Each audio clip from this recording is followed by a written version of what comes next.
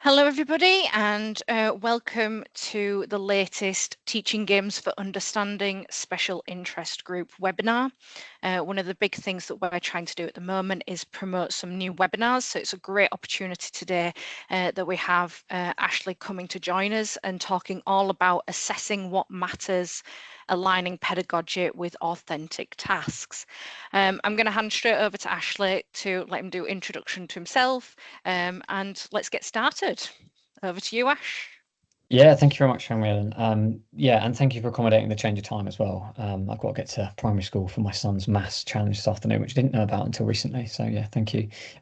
Yeah, so my name's Ashley Gumbrell. I'm an academic at St Mary's University, which I'll introduce in a second. And my background really isn't in higher education until the last probably 3 or 4 years.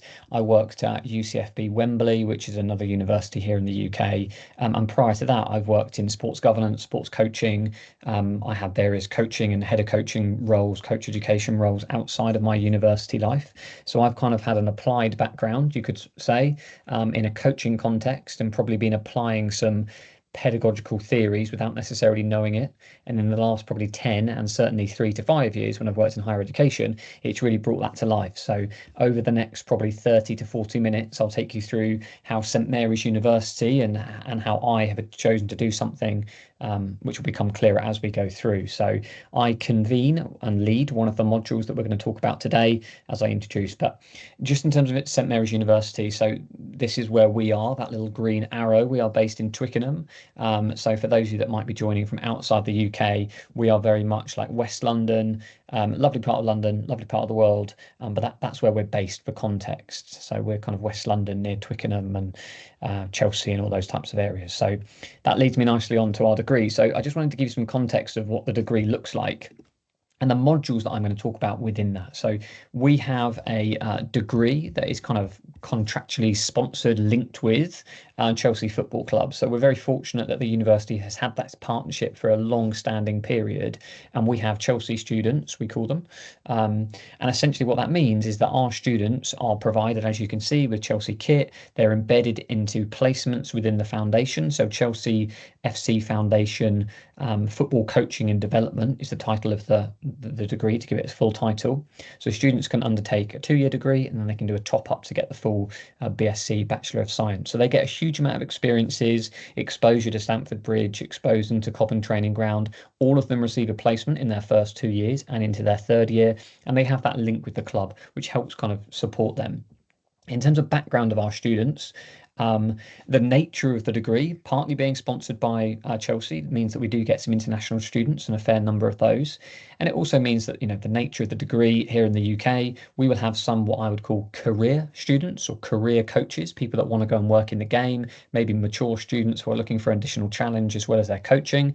But we have quite a low UCAS. So UCAS is our kind of university entry criteria for those that don't know, and you have to meet a certain threshold when you finish college or university. And our threshold is quite low. So that does mean that we kind of do attract some people that aren't quite sure what they want to do. They might be interested in football, they might be a Chelsea fan, they might be unsure of their career path. So it's not like a biology, a science, those type of degrees where you have to get an A grade or a top grade to get in. We are slightly different. So we attract a real mix of students with a range of abilities who are starting, and that's important for this talk today, some of them are starting from nothing with no coaching experience. They're just interested and attracted to the badge to some extent. So in terms of the module, I'll take you through that module in a second. So what we look to do is we try and think forward. So with me in this module, this was a new module that we designed this year, and we wanted to try and think, well, we have like we call it a level 6 module, so a final year module. So the students that I'm about to refer to for the rest of the presentation, they're level 6 3rd year university students. So they are about to exit and graduate at St Mary's. So I teach them between January and kind of now, like we finish around about May, and then straight away they're going to graduate. So I am preparing our students for graduation. So it's a level 6 module from this point forward, just as reference. And a number of the students will take on roles. So when I planned this module last summer, I kind of looked with the end in mind. What do we want our students to go and do, or what do they want to go and do? And therefore we work back on the skills and pedagogy from that. So a huge number of them will have placements as scouts. They work in that talent ID space as well. So a number of them will have placements. But they'll be working almost full time with Chelsea and other clubs potentially. Some of them at the same time. A huge number of them will also be interested in performance analysis, and we're certainly going to put those skills into play with what I'm going to talk about today. Academy coaches, a number of the coaches, especially here in our program, will aspire to work in academy coaching. A number of them will be working in grassroots, or more likely their exit route is going to be community coaching or teaching, likely PE teaching in some guise and form. So those are the various different roles. Doesn't mean they're definitely going to do those things. But because we know they're going to exit into those routes, when we designed our program and our modules, we really wanted to be clear in terms of what the exit strategy was. So we're working with the end in mind, essentially.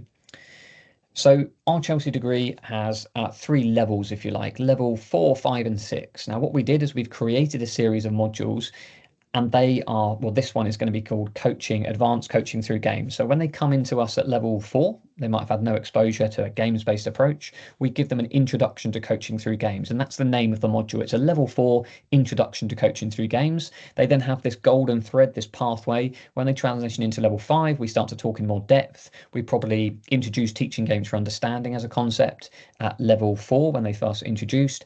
Then they go into their coaching through games module at level 5, and we start to actually get them to deliver practical and showcase their knowledge. And when they reach level 6 and we move into the advanced coaching through games, we've got this pathway where we've delivered information and drip fed that information to them, and we are then able to dive into constraint-set approach and other areas that I'll cover a little bit later on in a bit more depth.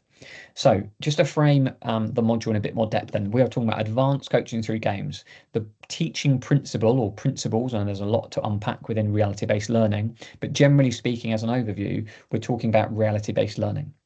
Really important that we put our students into the context from which they're likely going to go and work. And you'll see that when I describe the module in a bit more detail later on. So reality-based learning is the main concept. For us, in terms of the pedagogy, the principles that we talk about a lot in advanced coaching through games module is going to be the constraint set approach and gamification. They're going to be kind of principles that we're going to talk about. One being obviously scientifically rooted in ecological dynamics and more a scientific route. The other, gamification, is less linked to the actual science, but it's more of a games-based approach, but it's not linked to constraints. It's not linked to ecological dynamics in the same way. So that games-based approach. Now, the students will have already had contact with teaching games for understanding. They would have already had contact with definitions of games-based approaches. They would have had a broad overview at level 4 and level 5 of ecological dynamics, or ecological psychology and dynamical systems theory, merge those together, and that's kind of how we then snowball towards the advanced coaching through games. And then, as I said, these are final year students. So those things are really important. Our approach to teaching is going to be reality-based learning. We teach half practical, half theory. So I have them 3 hours per week. Half of that is out on the grass, half of that is going to be in the classroom. All right, and those are the main theoretical theories we're going to talk about: constraints-led and gamification. So I guess the big challenge for us, we have theory and practical. We have this environment, but this environment is not the environment that they are going to go out into. We are practical assessments as much as we possibly can. So probably 50% of our modules have a practical assessment, and roughly 50% will have a theoretical underpinning. So we have these two worlds, and there's a picture of me filming the practices that we undertook and the students leading their sessions out on the grass. So I guess the challenge is, how do we keep flitting back between those two environments? How do we underpin them with theory? How do we underpin that theory on a practical level? How does the theory lay the foundation for the practical, and also vice versa? Can they be reflective of their own practical back in the classroom? So it's a constant cycle of back and forth between the classroom and out onto the grass in our kind of football, soccer context. And I guess the analogy I would use is really to start thinking about like your driving license. Here in the UK, you have a theory test and then you have a practical test. And that's what we're looking to do with them. So to give you context within this analogy, we provided them with 2 assessment points. One was a justification, a theoretical justification for the games-based approach they were going to use. And the second was a practical delivery. So they had to deliver a practical utilizing a chosen games-based approach, having gone to watch a game, which I'll talk about later. So we had almost these 2 elements. So we want them to pass their driving test. We want them to have the skills. And ultimately as well, linked back to reality-based learning, we want them to be learning to drive, so to speak, in the car. We can't teach them just the theory. We can't expect them to learn to drive or go out and coach when they graduate at the advanced level that we have if we haven't done the theory, but also if they haven't learned in an environment that's real. If you were asked to go and do your driving test, after 2 weeks of learning, but you'd never been in a car, or you'd spent very little time in the car, or you'd just driven around a car park, it would be a massive challenge. And this is the same. We expect them to go away and embed this stuff in their placement at Chelsea and in their clubs as much as possible in that reflective process. What I would like to do as well is just highlight the learning outcomes from the module. So I think it's really important that it's very difficult for you to obviously understand the module in detail, but it's difficult for you to understand the assessment that I'm going to talk about, because I'm talking about authentic learning points and a learning assessment today. So it's difficult for you to do that without knowing what we were trying to achieve in the first place. And I've tried to keep the text to an absolute minimum here, but I've shrunk it down. So the learning outcomes are much broader and wordy than this. But ultimately, we wanted them to have a critical understanding, and that is very different to level 4 and level 5. So the intended learning outcomes for our level 4 students will just be to understand game design concepts or to understand a game design. This is, they need to have knowledge, which comes from level 4 and level 5, but they need to have a critical understanding. So for higher education, for those that don't work in higher education, the criticality, the ability to apply to your own context, to talk confidently, that's what we're expecting at level 6. There's going to be criticality. They should be able to contrast and compare games-based approaches, whereas at level 4, we'd expect them just to be able to sort of memorize the content and some key principles. So we expect them to have a depth of understanding that comes not just through the theory, but through the practical as well. We also want them and need them to be able to assess individual performance. And that's really important for this module. So I looked at that as a module outcome and thought, well, actually, yes, they could coach each other. We could teach them the theory and they could go out and coach each other. A games-based approach. They could put on a 15-minute session using constraints-led approach or gamification or digital video games approach, whatever they wanted to do. And some of them chose to do that. But what that didn't do is meet this part of the learning objective and the learning outcome of the module, which was to assess individual performance. So I'll show you in a second how I got around that. Now, we needed them to be able to plan, design, and deliver. So we wanted them to be able to think critically by planning practices that were games-based. We wanted them to be able to design a wider kind of macro cycle, if you like, so more than just one 15-minute block. We wanted them to be able to design a whole session and maybe block of sessions, so maybe 3 or 4 sessions as well. And we wanted them to showcase some of their delivery as well. The pedagogical strategy, so again, their method of delivering their coaching practical had to be a games-based approach. That's what they had to use. That was the only criteria we set them. Must be games-based approach. They can decide the pedagogical principle that they want to adopt within that. So some of them said they were going to do teaching games for understanding. In reality, they probably weren't, because it was only a 15-minute session and that wasn't realistic. Some of them, most of them, used constraints-led approach. Some of them kind of took on this non-linear pedagogy concept and used different games-based approaches within that. And then finally, we needed them to be able to critically evaluate their practical implications. So what are the implications of their practice for their players, linking back to this, their kind of second point that's on the screen, the ability to assess individual performance and teams. The practical implications, they had to be able to reflect on their session, post-session, having delivered it, and we gave them the video from that, and they had to be able to evaluate what they had done in practice and whether it met the outcomes of their session. So what I'm going to do, I'm going to show you what the module looked like in a bit more depth. So you'll see highlighted in blue are going to be our teaching concepts. In orange, you'll see the assessment points. So this is how I brought to life thinking about the module outcomes. So knowledge and understanding, ability to analyze, like linking it to individuals. So I stripped it back and said, well, what do they need? as graduates, well, scouts, analysts, coaches. They're probably going to work in academy, maybe community settings. Most of them are aspiring to work at a relatively high level. So what we decided to do was, rather than they coach a practical and then kind of evaluate themselves, which they did at level 5, and rather than watch the tutors in level 4, we decided to make it more complex. The module is called Advanced Coaching Through Games. So what we did is we got them an observation task. So all of the level 6 students attended a Chelsea fixture. It happened to be Chelsea under-21s versus Leeds under-21s back in January time. So we took all of our kind of 30 students down to Chelsea. That's the benefit of our partnership. We were able to get tickets to go and watch that game. All of the students were given the opportunity to watch the game. They were provided with the footage post-game as well. They were also provided with data, huge amounts of data. I'll come to that in a second. So they had to go and watch the game. We very deliberately didn't give them any metrics to review. We just gave them a set of positions. So they were randomly allocated to forwards, midfielders, holding midfielders, goalkeepers, defenders, and wide players, broadly speaking. So broadly speaking, they were given 5 units or positions to observe and deliberately given nothing else. And that was part of the challenge here. We wanted to see what they would notice. So if I said to you, I want you to go and assess this, here's all the metrics you could use, here's all the data, we felt that would be too easy. They simply needed to go and have a look and watch that. Data was the next thing.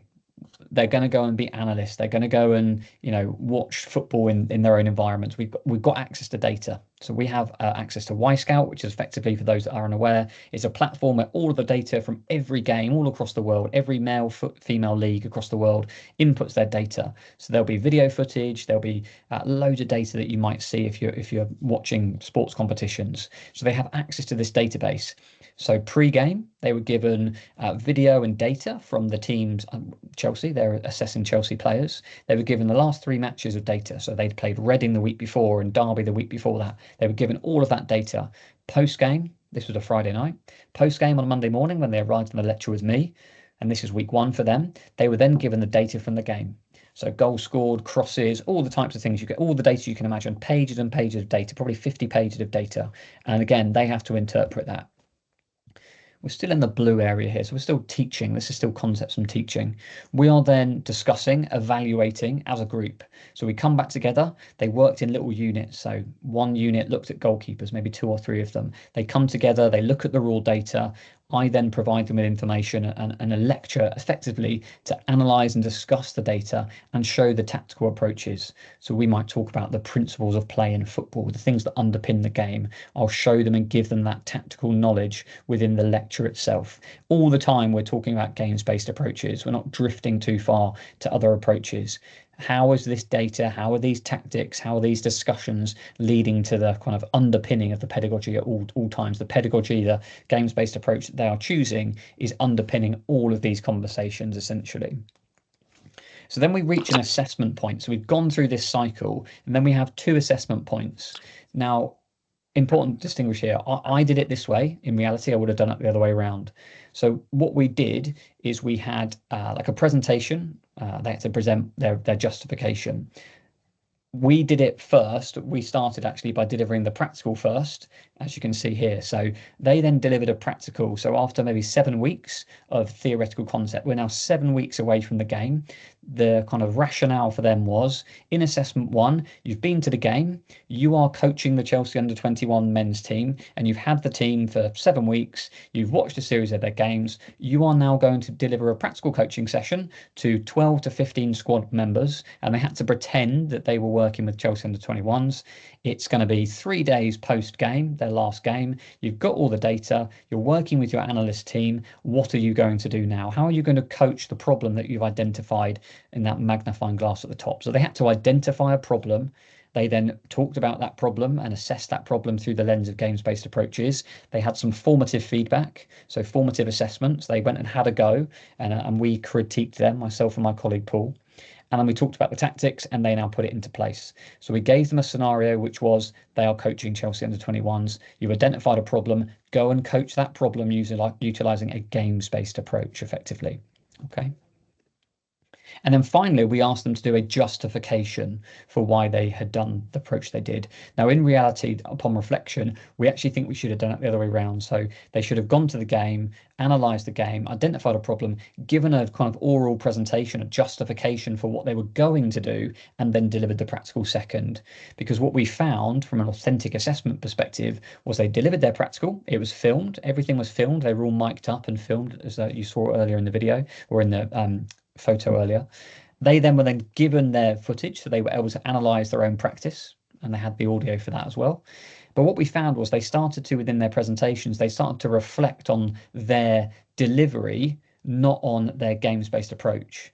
In reality, if we'd done it the other way around, they wouldn't have been able to say, oh, you know, I probably should have done this coaching behavior here, or I'm not sure the practice was quite as real. We weren't bothered as much by their reflection of how good their practice was in terms of their coaching behaviors, and did they stick to time, did they use a whiteboard, you know, could they be heard by all the students? We were less worried about that. They did that at level 4 and 5. They reflected on their own practice at level 4 and 5.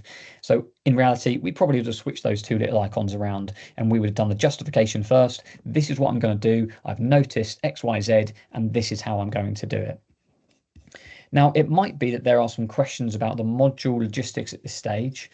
The next two, so I only have 2 more slides left. I'm going to show you some of the student work now, and I'm then going to show you what the students thought about the module. But I'm happy at this stage to pause. If anyone has any questions about the module to help frame the kind of student work that I'm going to show you, then you're more than welcome to ask any questions you might have about what I've talked about and the kind of the logic behind where we got to.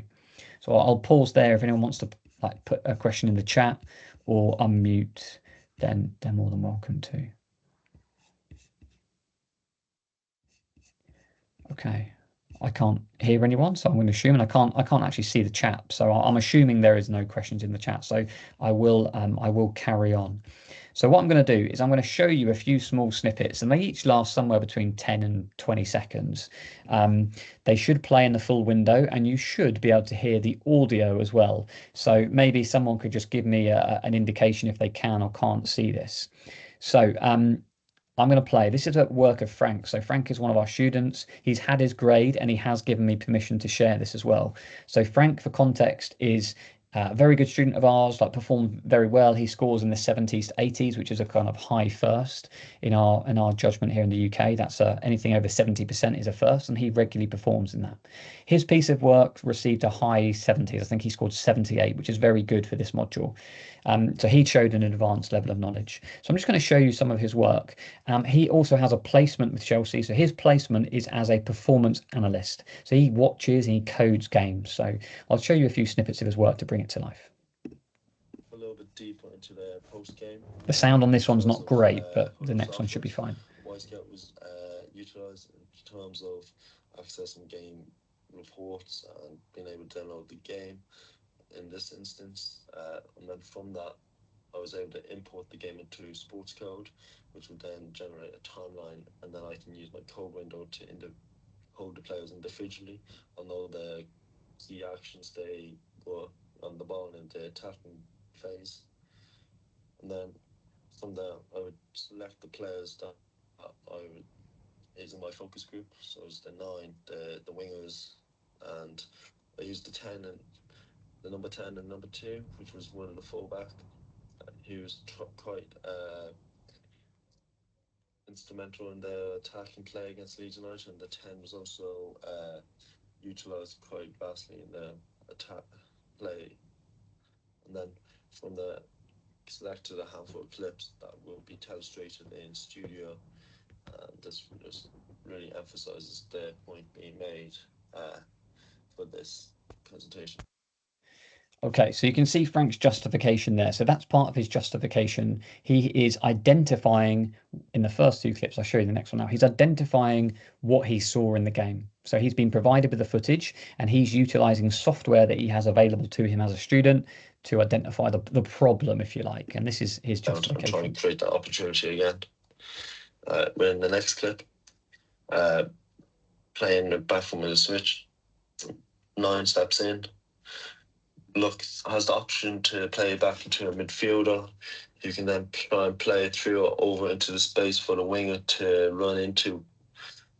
And this is the space created by the 9. However, in this instance, the 9 doesn't recognise the pass back to the player. He tries to get it out to the fullback, and the pass is on and gets intercepted. So then, okay, so we can see there we've got this justification process being undertaken. So Frank has shown us what he's going to do and given a logical explanation, and then he's shown us from the game. So we are sitting over there in the stand. This is obviously us watching the game, and he's basically taken it upon himself to rewatch the game and code the game with what we call telestration. So the fancy lines and diagrams is what we call telestration. And this is the next part. Utilise of Huddle softwares. Wisecat was utilised in terms of accessing game reports and being able to download the game in this instance. And then from that, I'm going to take that back because I think that's the same one. So this is his next justification. Then the next class is 9 playing the back from the switch. So in terms of shots, 9 steps 10 shots in total, 5 on target. Has the option to play back into a midfielder. You can then try and play through or over into the space for the winger to run into. In terms of for the session, and this is the space created by the 9. However, in this instance, the 9 doesn't recognise the So you can see Frank's justification. I think I was playing 2 videos at a time there. So you've got this movement from process of post-game, what he was going to do. You've got the telestration, and then he's describing his games-based approach. Obviously, this was a 15-20 minute presentation, and I've taken some snippets. And then finally, second phase is during the session. Frank's analysis of his actual session. So this is him. He's filmed his session. You can see him there. Recognise overlaps and underlaps as these game scenarios that we recognise earlier happen in order to try and progress and score from. In my second clip, we're going to be discussing about the players' positioning and movement. So here we have the ball going out wide. This is the number 8 coming up. He's going to become the edge player on the edge of the box. With our next players going to be our 9 and our 10. You're going to aim for our back post and front post and trying to get into that goal zone to be a threat from these crossing positions. Cut back, comes back. Okay, so there's kind of an overview for you. And just to link back to our module learning outcomes, and I've put them all on the screen so you can see them, but knowledge and critical understanding of game design concepts, that's hopefully coming through in Frank's work. His ability to analyse and reflect and assess individual performers and teams. I mentioned earlier that was a big part of the module, but not part of the level 4 and level 5 modules. This is advanced coaching, so they have to identify the problem. They're going to be doing that in their post-graduation world. So by analysing the individual performances of the players at Chelsea, they had this authentic task. I'm going to go and watch a game. I'm not just going to watch it as a fan, but I'm going to watch it and I'm going to rewatch it and rewatch it again. And I'm going to use some analysis software. Their ability to plan, design and deliver. Yes, we've seen that, both formative and then a summative assessment where we assess their learning. Ability to demonstrate pedagogical strategies. Well, they have to do that within their practice. Almost all of the students delivered some form of game or game-based practice. Most of them just had 2 goals and they let the teams play 5v5, 4v4, 6v6, whatever it might be. Most of them did that. So they demonstrated on a very basic level games. Frank went a lot further. He coached in a bit more depth. He has a lot more experience and coaching qualifications. And then they had to critically evaluate those concepts and the practical implications for them and their practice, which hopefully you got a flavour of Frank's work. And Frank's work is of an exceptional quality, which is why he scored in the kind of high 70s, low 80s. So his ability to disseminate that data, put it into something that's fairly visual, is something that made him stand out. So that's kind of what the module looked like and how we delivered it and some of the outputs in terms of Frank. And I'm just going to finish with Dominica and Toby, who are going to share, I guess, their experiences of the module. And I asked some of the students to share what they thought about the module in terms of authentic assessments and what they'd learned. And this is what they said. And hopefully you can hear this. Regarding the assessment, the learning process feels much more real and engaging compared to just writing an essay. It gives us an idea of what coaching staff in professional settings do and what goes beyond observing and planning session. One thing for me personally is that this type of assessments really bridge the gap between the theory and practice, which is really helpful in understanding how to use research to inform my own practice. and then Toby's. While studying for my St Mary's Bachelor of Science degree, I have been a part of the Teaching Games for Understanding module for over 2 years, and a lot of time it's been called Coaching Through Games. The Teaching Games for Understanding module and Coaching Through Games has really developed my ability to identify problems within a game, a performance, a type of activity, and then help me to identify that a game would be the best way for them to learn. And it's really changed my whole philosophical beliefs that game-based coaching is so realistic to the games and is the game, so why not put them in more scenarios that is the game? And I really believe that this module has transferred my own beliefs on what sessions should look like and what sessions could look like if we're looking at player development all the time. And this has really helped me in my current role, and I hope to learn more about teaching games for understanding throughout my career. Okay, so I'm going to loop back to the start. I said I'd aim for about 30 minutes, which I think we're just about bang on. So as Dominica talked about authentic assessment, it was interesting because for Toby there, I'd asked him to give an overview of what he genuinely thought about the assessment. But what he actually did was spoke about kind of his philosophy and how it's changed over for him 2 years, because he didn't take part in the level 4. We didn't have an introduction to coaching through games. He joined at level 4, but that module didn't exist. And actually we felt that he, as an example, he's gone through 2 years of coaching through games, but it wasn't advanced enough. And therefore, that's why we created it over the 3 years. So he talks about 2 years, but that is now 3 years for our students. So hopefully I've given you an idea of the pedagogy. Like, we haven't delved into that too much in terms of a topic today, but how we've aligned the pedagogical principle, games-based approaches essentially, and lots within that to unpack, and the authentic task that Dominica has talked to, and hopefully Frank has shown you the authenticity of the task, have prepared them for life after university, when they're certainly going to need to put these skills into play. So that's me, half an hour of what we looked at St Mary's and how we did it at St Mary's.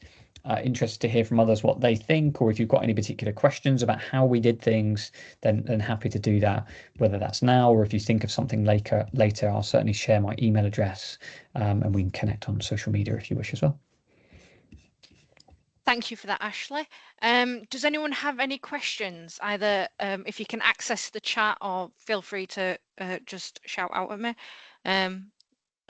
Is it Jose? Yeah, it's Jose. Yeah, it's Jose. Hiya. Hello. Hi, Ashley. Thank you very much for the presentation. That was really interesting to see how you guys are doing things in St Mary's. My question is about the pedagogical part of the interaction between the coach and the athlete. So what you've shown is a lot about the tactical elements, understanding the game, how they translate that into their practice in terms of the organization and the activities. Yeah. What about the actual interaction between your students / coaches with the players, the use of questioning, etc.? Yeah. So we certainly teach that within our if I show the slide kind of here in our blue. So we will look at things like coaching behavior. So if you take constraints-led approach, for example, they would have already seen that at level 5 and probably level 4. But at level 5, we really start to get them to think about what the principles of constraints-led approach is. So their ability to ask questions that might be more broad. Same with teaching games for understanding. We don't want them to give all the answers. So we teach them probably at level 5 a lot around coaching behaviors. So we will have a weekly topic, and coaching behaviors is one.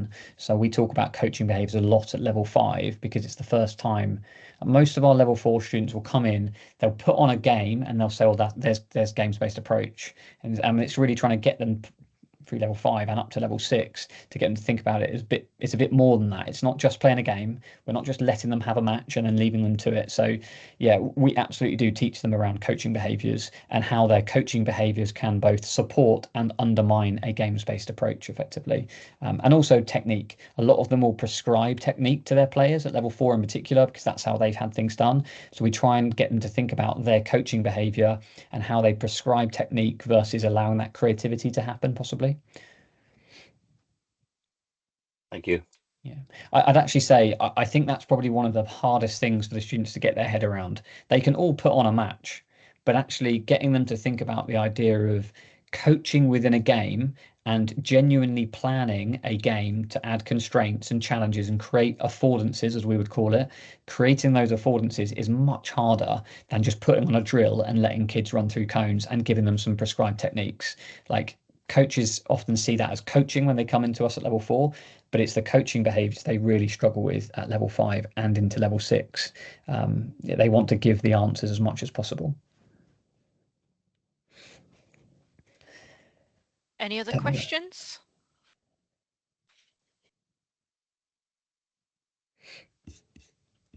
If people think about them afterwards, happy to share, give my details across to anyone. I've just added into the chat for everybody that you will be provided with a certificate of attendance for joining today. We also have a bank of webinars that we've previously done that I've also added the link for.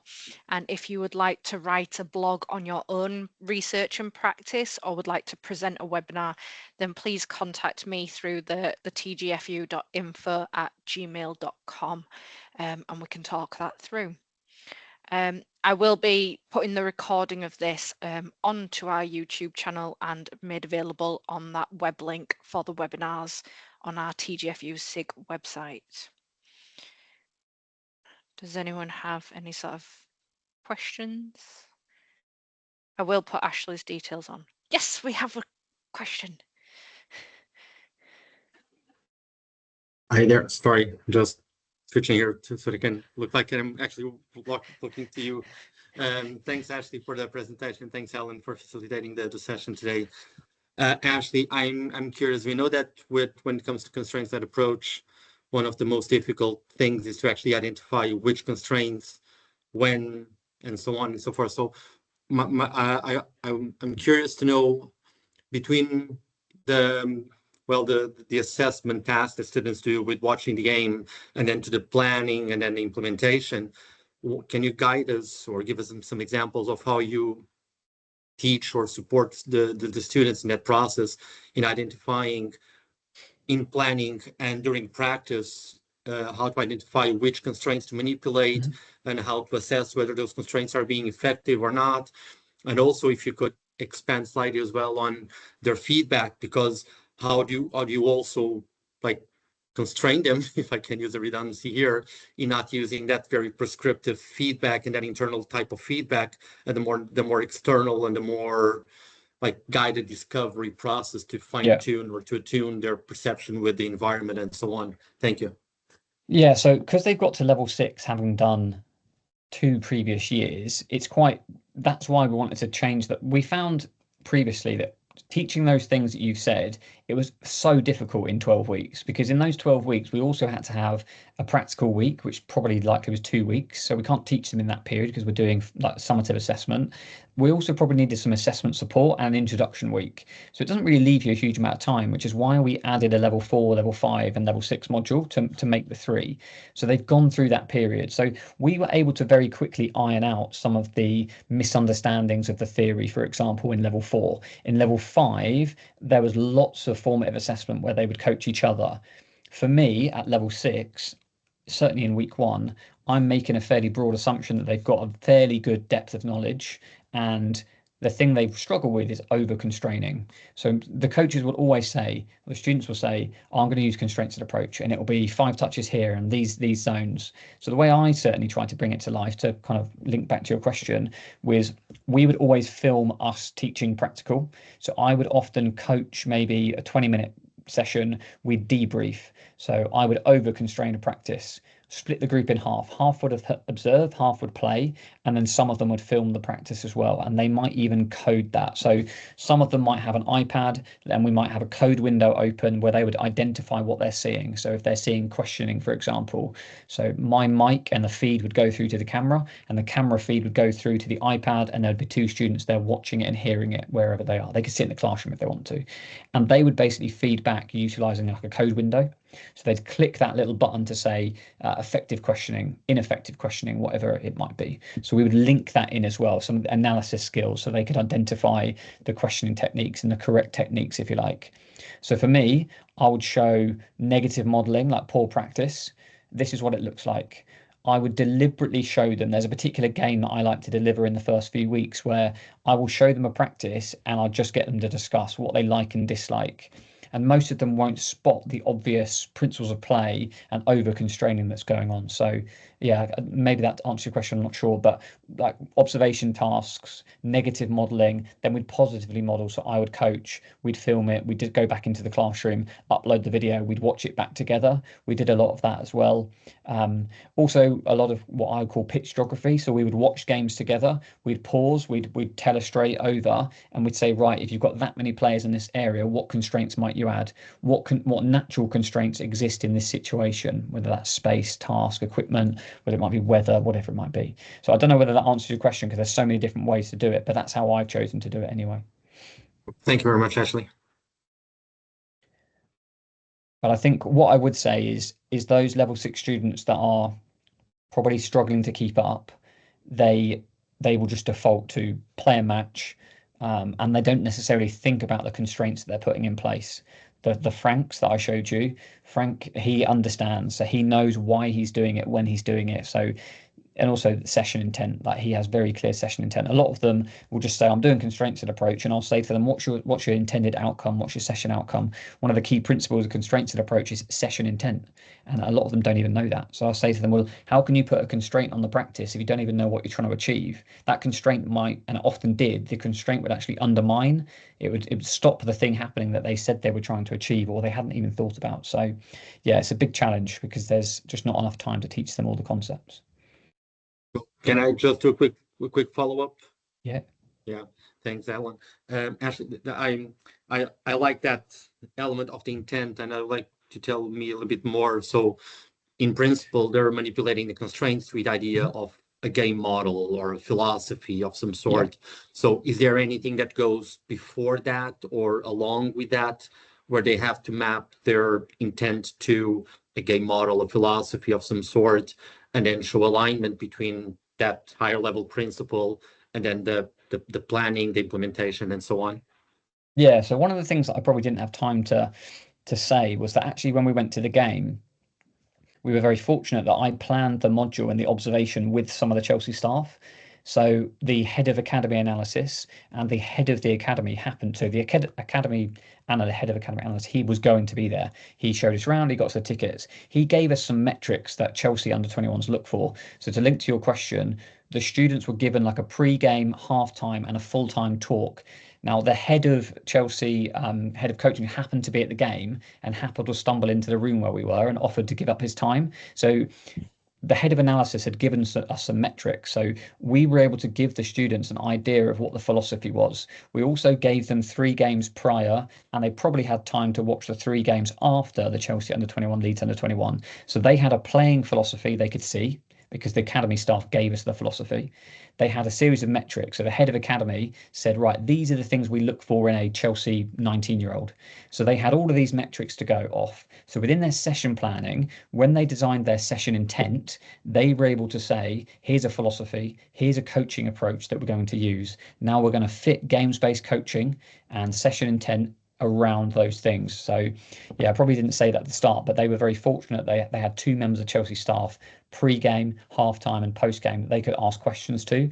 And inevitably they asked about coaching style, and Chelsea said that they identified 11 things that they were looking for within their players. So yeah, hopefully that answers your question. But they could basically, the very top students who got the best marks, they hadn't forgotten about the philosophy element of it, and they linked it back to that, because we told them, you have to pretend that you are the coach of under-21s at Chelsea. We couldn't make it that authentic, but that's what they had to go off. So we wanted to see within their planning the player that they'd identified, what they needed to coach them, and that then led hopefully to their session intent, and their coaching behaviors were based around their player or players that they'd identified, and the coaching approach linked to the playing approach. Thanks very much, Ashley, and congrats on very well structured, very well rounded. So thank you very much for sharing this today. I think the complexity, as you just alluded to, trying to be authentic made it very complicated. You've got to get 50 students, because the level 5s came to the game as well. You've got to get 50 students to a game. You've got to get a Chelsea member of staff in front of them. You've got to get them to observe. You need to get them the Y Scout data. They need to watch the game back several times. And And maybe at level 4 and 5, maybe we need to deliver a bit more information to them to prepare them for that. This is the first time we've done it, so in principle I think it works. In practice there's a few little tweaks we would make for next year, definitely. All right, I think that might be it. Excellent. So I want to thank everybody for attending today, and thank you, Ashley, for presenting your work. As I mentioned, everything will be uploaded onto our TGfU SIG website. So if you wish to watch the recording after this, it's going to be available over the weekend. Thank you all for attending. Hopefully we'll see you next time. Thanks everybody, thanks for your time. And thanks, Ellen. I don't know whether you